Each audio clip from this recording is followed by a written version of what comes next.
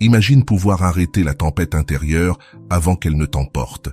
Pouvoir observer la colère, la peur ou la tristesse sans te laisser submerger.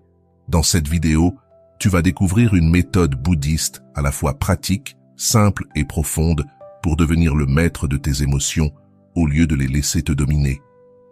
Je vais t'accompagner pas à pas, sans jargon, avec des enseignements que tu peux appliquer dès aujourd'hui. Prépare-toi à un vrai changement intérieur. Comprendre les émotions, leurs racines et leur nature. Depuis l'enfance, on nous apprend à diviser nos émotions en deux catégories, les bonnes, qu'on peut montrer, et les mauvaises, qu'il faut cacher.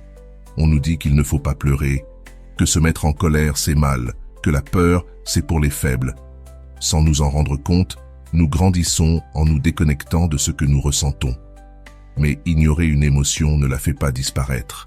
Elle reste à l'intérieur, en attente du moment où elle pourra ressurgir. Le bouddhisme enseigne une vérité différente. Il n'existe pas d'émotions bonnes ou mauvaises, seulement des émotions comprises et des émotions non comprises. Le but n'est pas de les éliminer, mais de les comprendre, car ce n'est qu'en comprenant quelque chose qu'on peut le transformer. Pense à une émotion, la colère, la tristesse, la peur ou l'envie. Quand elle apparaît, tu ressens d'abord ton corps, le cœur s'accélère, la poitrine se serre, le ventre se noue. Puis viennent les pensées, une à une. Je ne devrais pas me sentir comme ça, ce n'est pas juste, je n'en peux plus. Et là, sans t'en rendre compte, tu t'identifies à tout cela. Tu crois que tu es cette émotion. Mais non, tu n'es pas la colère, ni la peur, ni la tristesse. Une émotion passe à travers toi, comme un nuage traverse le ciel, comme une vague monte dans la mer avant de disparaître.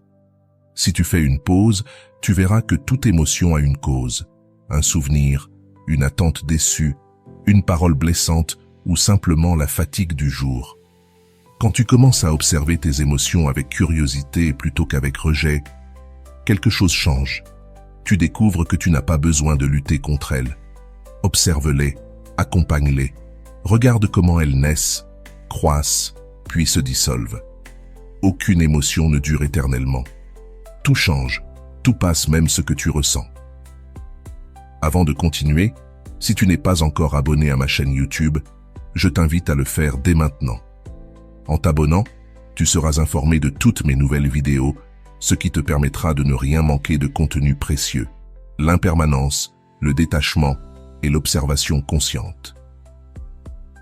L'une des grandes vérités du bouddhisme est celle de l'impermanence. Rien n'est fixe, rien ne demeure identique. Ton corps change, ton esprit change, tes relations changent. Il en va de même pour tes émotions. Elles surgissent, s'intensifient, puis disparaissent. Le problème, c'est que nous croyons souvent que nos émotions négatives sont éternelles.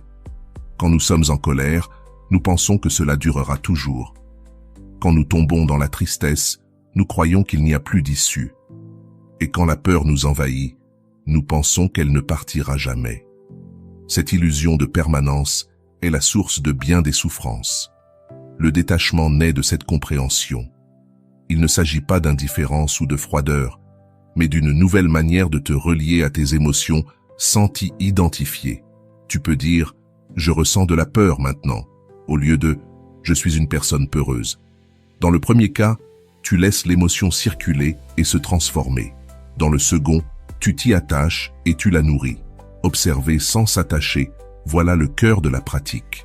Imagine qu'une émotion comme la colère surgisse. Habituellement, tu réagis, tu cries, tu te fermes, tu te venges ou tu refoules tout.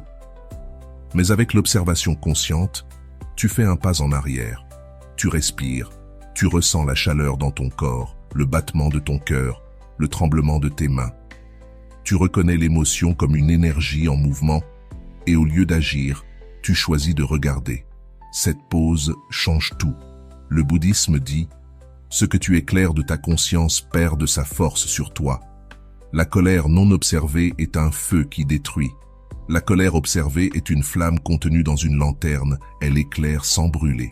Voilà la pratique, tenir l'émotion dans la lumière de ta conscience, sans la fuir, sans la combattre. La discipline intérieure. Ce n'est pas une compréhension intellectuelle, mais une pratique quotidienne. Tu peux t'y exercer en marchant, en mangeant, en parlant, en vivant simplement. Observe comment ton état intérieur change à chaque pensée, à chaque souvenir. Découvre par toi-même que rien ne dure. Souvent, nous nourrissons nos émotions négatives avec des pensées répétitives. Nous ravivons la colère en repensant à ce qu'on nous a fait, la tristesse en ressassant ce qu'on a perdu, la peur en imaginant le pire. Sans le savoir, nous ajoutons du bois au feu. L'observation consciente coupe ce cercle vicieux. Quand la pensée apparaît, regarde-la, reconnais-la, puis laisse-la partir. Si quelqu'un t'insulte, la première réaction est un éclair de colère. Si tu n'observes pas, tu réagis, tu ripostes ou tu gardes rancune. Mais si tu respires, si tu observes, tu vois que ce n'est qu'un son, qu'une parole. Ta réaction est une création de ton esprit. Cela n'efface pas l'émotion, mais cela te donne un espace de liberté. Cet espace, c'est le début de la paix, l'art de ne pas t'identifier à l'émotion. Avec le temps, tu comprendras que l'impermanence, le détachement et l'observation consciente sont les trois piliers d'une même sagesse. Observer révèle que tout change. Comprendre ce changement t'aide à lâcher prise, et le détachement te libère de la prison émotionnelle. Vivre ainsi ne veut pas dire ne rien sentir. C'est ressentir pleinement, mais sans se laisser détruire. C'est pouvoir traverser la peur sans s'y noyer, accueillir la tristesse sans sombrer, vivre la colère sans blesser. Les émotions sont comme des nuages dans le ciel de ton esprit. Tu les vois passer, tu les reconnais, tu sais qu'elles se transformeront. Personne n'essaie de retenir un nuage. Pourquoi retiendrais-tu une émotion? Apprends à regarder, à lâcher, à faire confiance. Car tout change, tout passe, et toi, tu restes le ciel, tranquille derrière les nuages. Domine tes émotions sans t'y perdre. Le pouvoir du bouddhisme appliqué. Quand nous nous identifions à une émotion, au moment même, nous cessons d'être libres. Nous ne la voyons plus comme un simple phénomène passager, mais comme une définition de ce que nous sommes. Le bouddhisme nous propose une vision différente. Accueillir l'émotion, la reconnaître, mais sans nous y fusionner. Imagine que ton esprit soit un ciel ouvert. Chaque émotion est une nuée. Certaines légères, d'autres sombres et denses. Si tu t'identifies à la nuée, tu oublies le ciel. Tu deviens la tempête elle-même. Mais si tu l'observes sans t'y confondre, tu te souviens que tu es le ciel, pas la nuée. L'émotion est là, mais elle n'est pas toi. 1. Reconnaître ce que tu ressens. Le premier pas, c'est la clarté. Trop souvent, nous nions nos émotions. Nous disons « ça va, ce n'est rien », alors qu'en réalité, la colère ou la tristesse nous consume. Cette négation crée une pression intérieure qui finit par exploser. Reconnaître, c'est nommer. Dire « il y a de la colère en moi » ou « je ressens de la peur ». Ce n'est pas « je suis la peur », mais « il y a peur en ce moment ». Cette manière de se parler change déjà tout. 2. Offrir attention et bienveillance à l'émotion.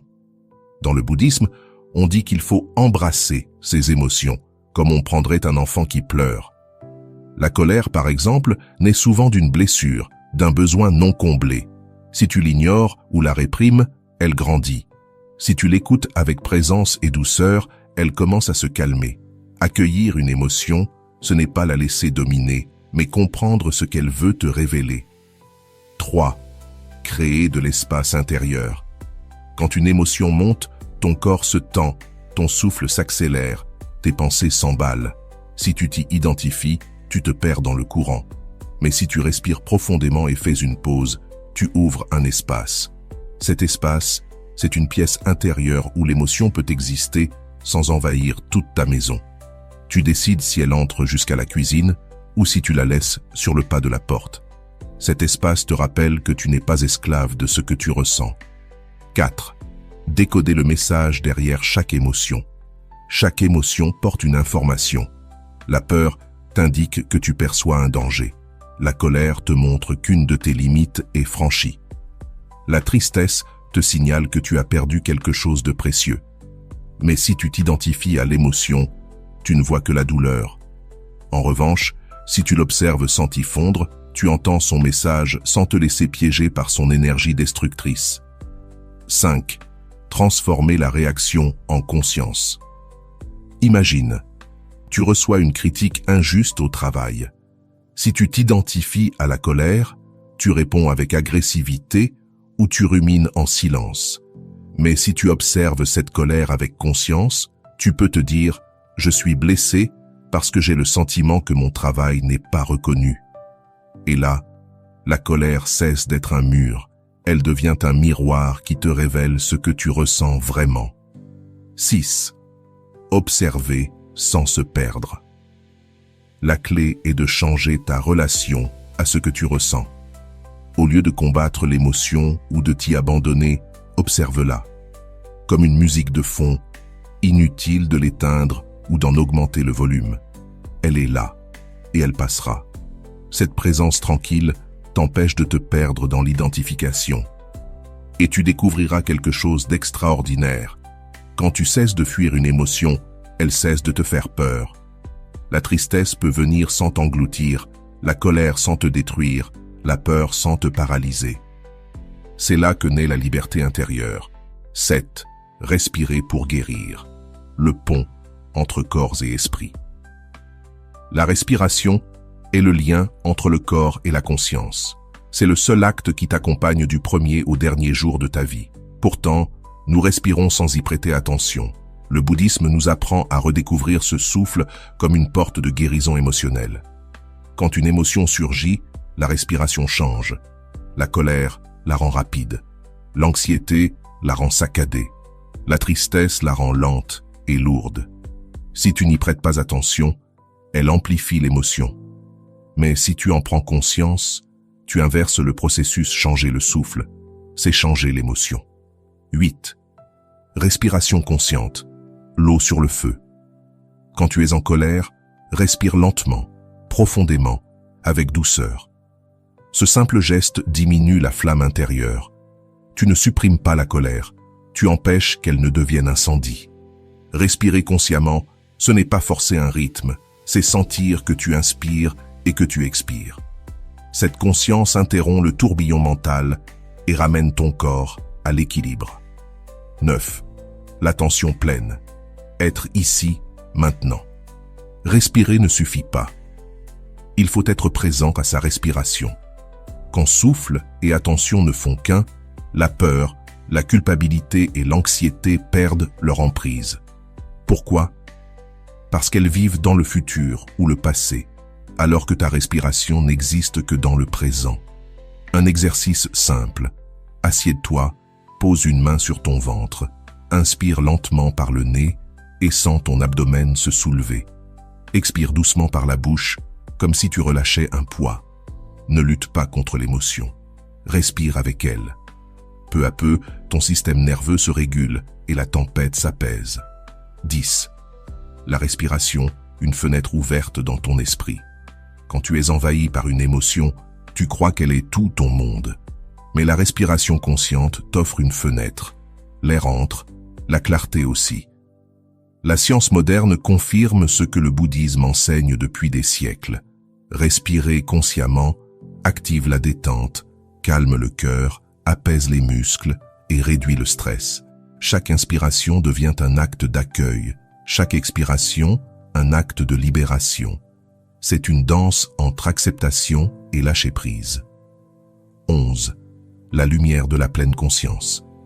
La pleine conscience agit comme une lampe dans une pièce sombre. Quand tu allumes cette lumière, les meubles, tes émotions sont toujours là.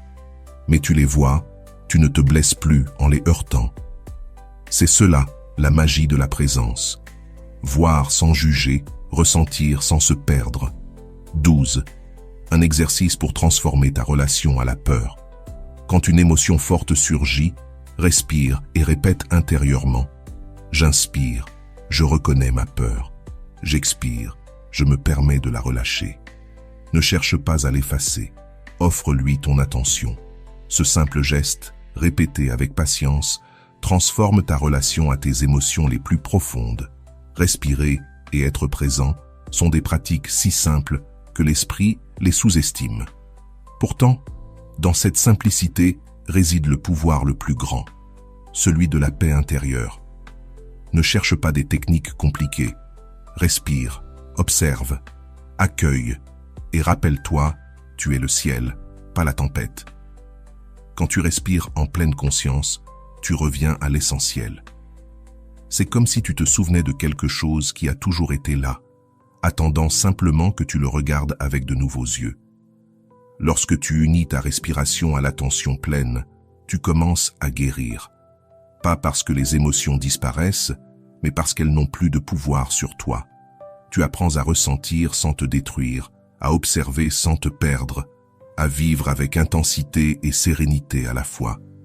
Et cette compréhension t'ouvre la porte vers le prochain pas, transformer tes émotions négatives au lieu de simplement les calmer, les convertir en une énergie constructive qui t'alimente et te renforce.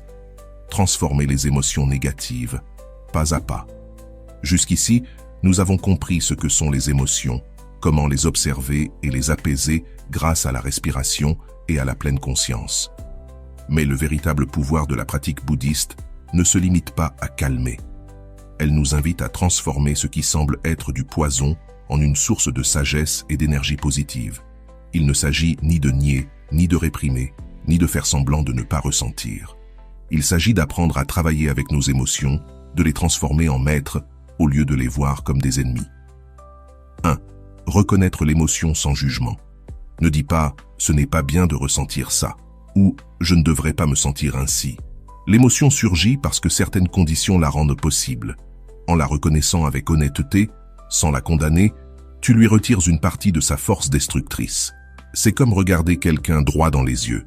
Il cesse d'être un ennemi caché et devient quelqu'un avec qui tu peux dialoguer. 2. Respirer avec l'émotion. La respiration consciente crée un espace de calme, mais ici, on va plus loin. À chaque inspiration, reconnais l'émotion.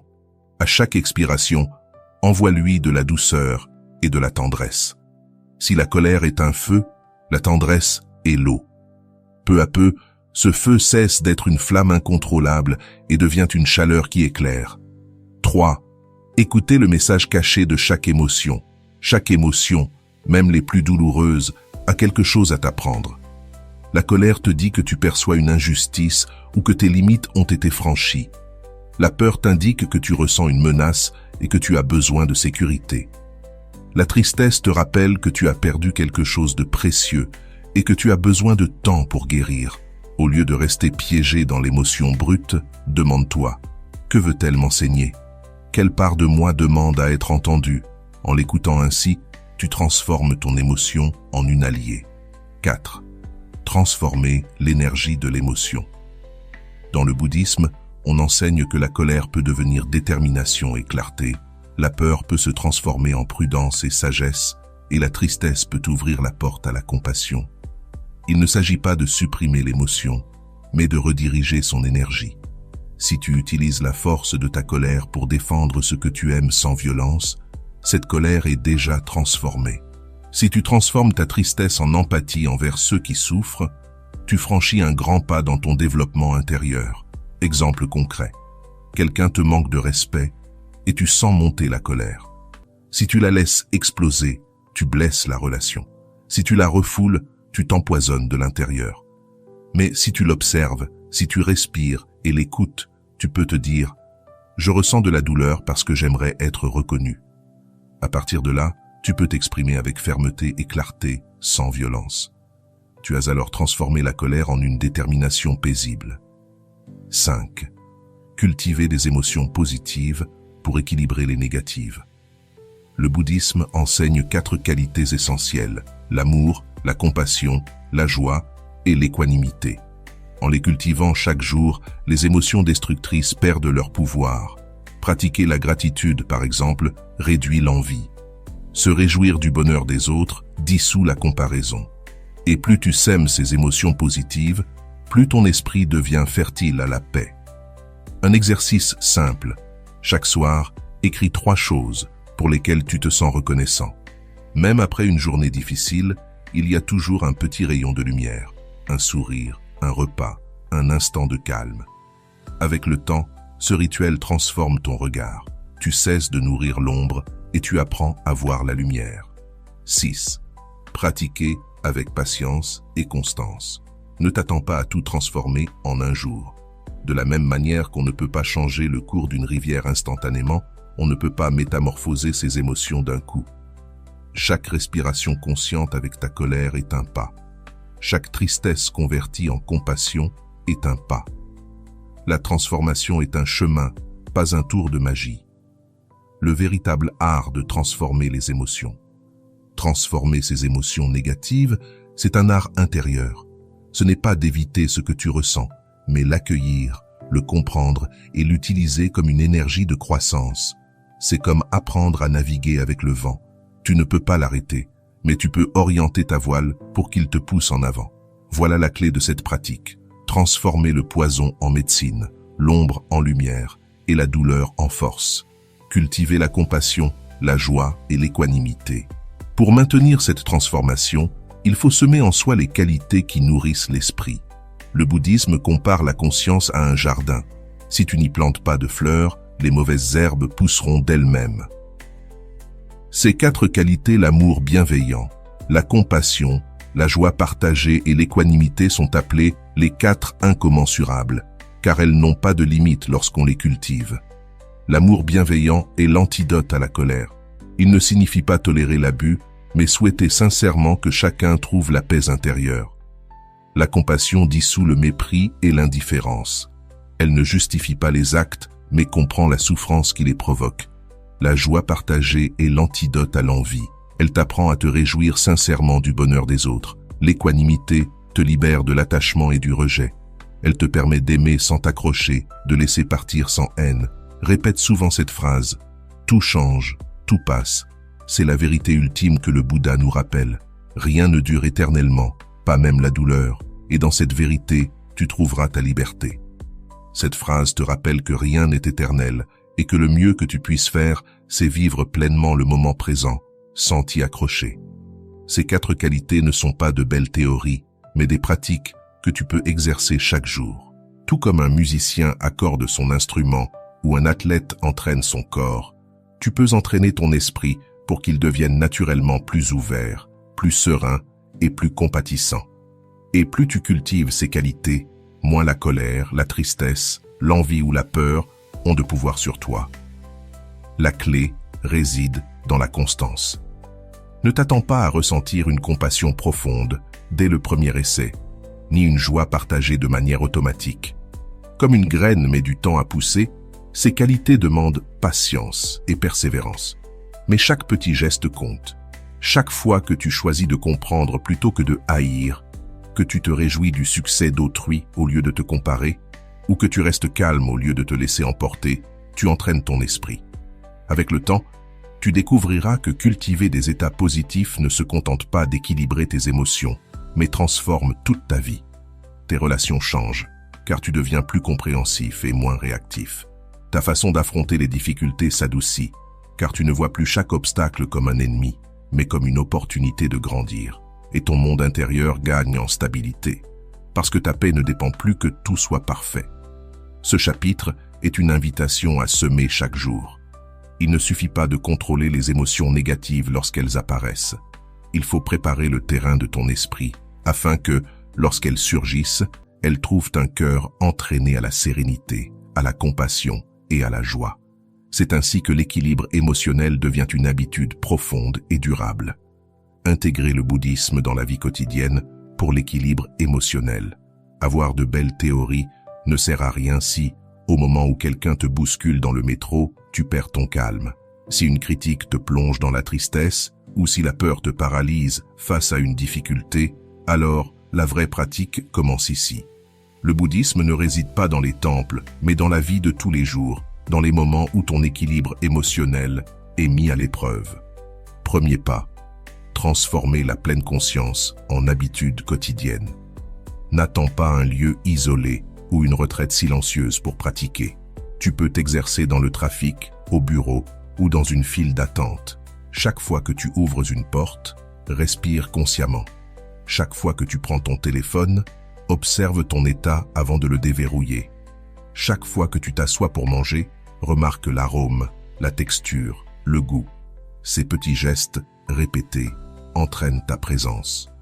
Deuxième pas, utilise les conflits comme terrain d'entraînement. Nous considérons souvent les tensions comme des obstacles, mais pour le bouddhisme, ce sont des opportunités. Si quelqu'un te parle durement, ta réaction naturelle serait de te défendre ou d'attaquer. Mais tu peux choisir de respirer, de te rappeler. Voici une occasion de pratiquer la patience et l'équanimité. Il ne s'agit pas de tolérer l'irrespect, mais de répondre avec clarté plutôt qu'avec impulsion. Les moments les plus inconfortables sont souvent ceux qui nous forment le plus. Troisième pas, applique la respiration consciente dans les situations réelles. Ne la garde pas seulement pour ton coussin de méditation. Quand une émotion monte, même au milieu d'une foule, inspire profondément et relâche lentement l'air. Personne ne le remarquera, mais tu auras ouvert un espace intérieur. Tu peux le faire dans une réunion tendue, dans un embouteillage ou en pleine anxiété. La respiration consciente est ton refuge portatif. Quatrième pas, surveille ton langage et tes pensées. Les mots que tu utilises nourrissent tes émotions. Si tu répètes sans cesse « tout va mal »,« personne ne m'écoute », tu plantes des graines de négativité. À l'inverse, en orientant ton langage vers la clarté et la confiance, même au cœur de la difficulté, ton esprit change. Dis-toi, je peux être en paix dans cette situation. J'ai la capacité de répondre avec calme. Ton esprit écoute tout ce que tu lui dis. Cinquième pas, créer des routines conscientes. Au réveil, avant de consulter ton téléphone, prends une minute pour respirer et poser ton intention. Aujourd'hui, je choisis la paix et la compréhension. Pendant la journée, fais de petites pauses de conscience, même de 30 secondes. Avant de dormir, repasse mentalement ta journée, non pour te juger, mais pour apprendre. La constance de ces rituels transforme plus que n'importe quel effort ponctuel. Sixième pas, pratique la compassion dans tes relations. Beaucoup d'émotions négatives naissent de la vie en société.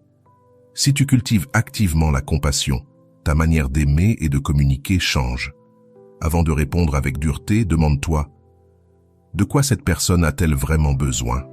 D'écoute, de compréhension, de silence ?» La compassion ne consiste pas à se laisser marcher dessus, mais à répondre d'une manière qui construit plutôt que détruise. Septième pas, apprends à t'arrêter. Le monde moderne nous pousse à réagir immédiatement, répondre aux messages, donner son avis, riposter sans réfléchir. Pourtant, une des pratiques les plus puissantes est la pause. Avant de répondre, respire. Avant de juger, observe. Avant d'agir, réfléchis.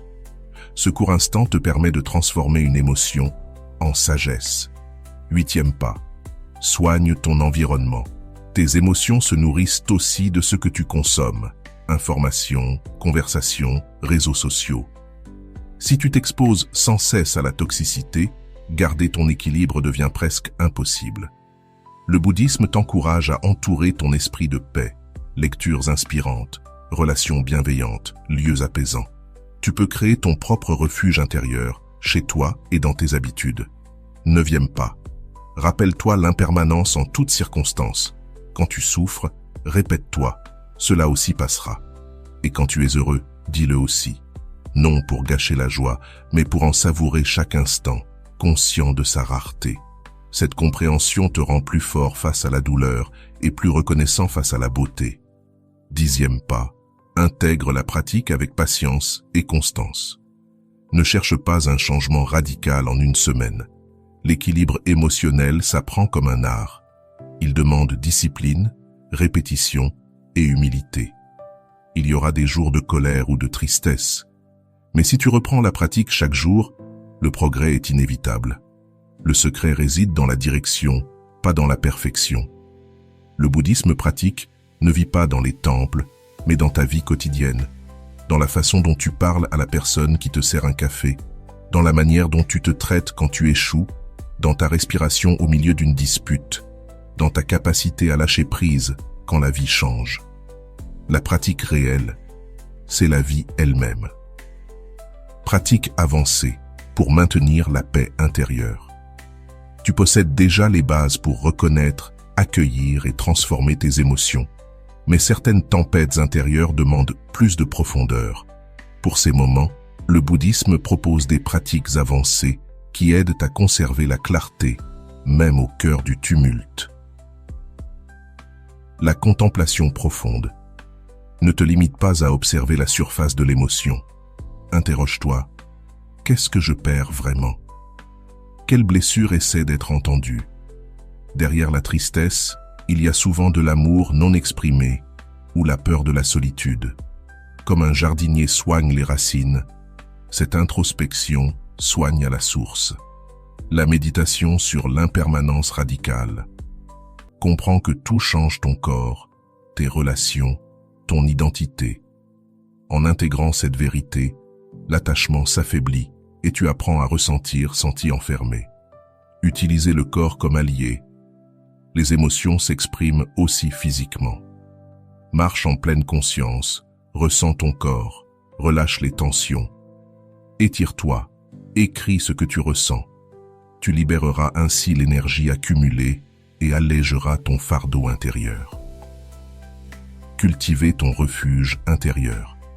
Au plus profond de toi, existe un espace de calme, indépendant du monde extérieur. Ce lieu se construit par la pratique quotidienne. C'est là que tu peux toujours revenir, quelles que soient les tempêtes de la vie. Dans les moments difficiles, ferme les yeux, respire profondément et souviens-toi que tu peux toujours revenir à cet endroit sûr en toi. Transformer l'émotion en compassion universelle. Lorsque tu souffres, rappelle-toi que des millions de personnes ressentent la même chose. Cette simple prise de conscience transforme ta douleur en empathie. Tu peux respirer en pensant « J'inspire pour tous ceux qui souffrent », puis « J'expire la paix pour eux ». Ainsi, ta propre souffrance devient un pont vers les autres, libérer l'histoire qui alimente l'émotion. Ce n'est pas seulement l'émotion qui fait mal, mais la narration que tu construis autour d'elle. Ça m'arrive toujours à moi. Je ne m'en sortirai jamais. Apprends à repérer ces histoires et à les remettre en question. En le faisant, tu réduis considérablement leur pouvoir émotionnel. S'entraîner à l'équanimité radicale. C'est bien plus que rester calme au quotidien. L'équanimité, c'est la capacité de demeurer en équilibre, même face aux grandes pertes ou aux épreuves profondes. Ce n'est pas de l'indifférence, mais une stabilité intérieure qui ne dépend plus des circonstances extérieures. Faire de chaque émotion une maîtresse. Au lieu de rejeter la colère, la tristesse ou la peur, utilise-les comme des guides. La colère t'indique tes limites. La tristesse révèle ce que tu aimes. La peur montre ce que tu dois protéger. De cette manière, les émotions deviennent des opportunités pour grandir. Accueillir la totalité de l'expérience avec amour inconditionnel. Accepte le plaisant comme le désagréable avec ouverture et amour. Dis-toi, oui, il y a de la douleur, et pourtant je peux être en paix. C'est cela, la véritable liberté. Ton être profond ne dépend de rien d'extérieur. Ces pratiques ne t'éloignent pas du monde, elles t'apprennent à y vivre avec plus de sérénité et de force. La vie continuera à te présenter des défis, mais désormais, tu auras les outils pour ressentir pleinement sans perdre la paix. Tu viens d'accomplir un voyage intérieur profond. Tu as appris à observer tes émotions sans les juger, à les apaiser par la respiration, à les transformer en énergie positive et à cultiver des qualités protectrices contre la colère, la peur et la tristesse. Tu as aussi découvert comment intégrer le bouddhisme dans ta vie quotidienne et comment maintenir la paix intérieure même au cœur des tempêtes émotionnelles. Souviens-toi toujours, les émotions ne sont pas tes ennemis, mais tes maîtresses. Tu n'es ni ta colère, ni ta tristesse, ni ta peur. Tu es bien plus grand que tout cela. Tu es le ciel immense où passent les nuages, et aucun nuage, aussi sombre soit-il, ne peut le couvrir pour toujours. Si ce voyage t'a inspiré, ne t'arrête pas là. Pratique chaque jour. Partage ces enseignements et permets à ta vie de devenir un exemple d'équilibre, de compréhension et de compassion. Car transformer tes émotions ne change pas seulement ta vie, cela transforme aussi la manière dont tu touches celle des autres.